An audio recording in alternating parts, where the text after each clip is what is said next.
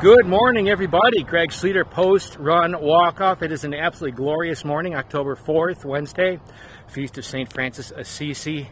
And this morning on my run, I was listening to a commentator who was highlighting a clip that we probably shouldn't give any attention to, but it's making its way on social media space. And, you know, why is it that these most absurd anomaly shockers gain our most attention? But it's worth considering. It's a man who thinks he's a woman and promises that he's going to have his sex organs mutilated, replaced with a healthy womb of a woman who thinks that she's a man, in order to do what? Have a healthy womb so that he can conceive a child for the sole purpose of having an abortion and killing that child. Before we maybe just write that off and say, well, that's wackadoodle, here's the point. If we believe the truth is whatever anyone wants it to be, we can't say anything to anybody, it's their truth, then we have nothing to say to anybody about anything. All law is absurd. What's the point, right? Because who are we to say that that's right or wrong? So that's point number one. Point number two, you can't not judge.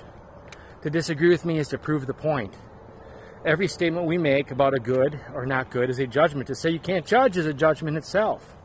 So point three, we only are called to judge that which is true and good, not because we make it so, but because it is, because God made it so. It exists, without which all social order is absurd. It's one way or the other. Either there is an objective good and bad that we didn't create, but in which we are created, or there's no truth, there's no good, and every law is absurd, survival of the fittest. And so I'm just pressing the point that as you look at this very confused young man in need of our prayers, in need of our support, in need of our love, who knows what his family of origin issues are, or whatever his circumstances are, we failed. Let's acknowledge that. Society has failed in giving him the witness of goodness and truth and love and what it all means. But my point would be, if we think that that's absurd, we have no business supporting the Democrat Party. We have no business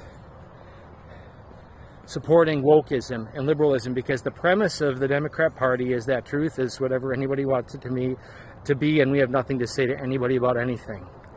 So I guess I'm here on this day confessing my imperfection, my sin. I'm flawed.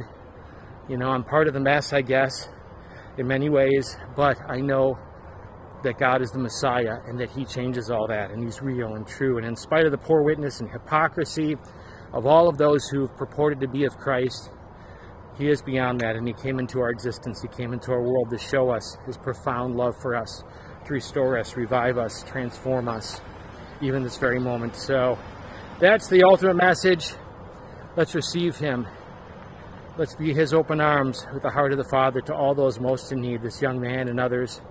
But let's also recognize it plays out on a political landscape, and at the end of the day, it's not Republican versus Democrat, but in a binary political landscape, we as a society and culture are in grave danger, and we will be held accountable for the decisions we make.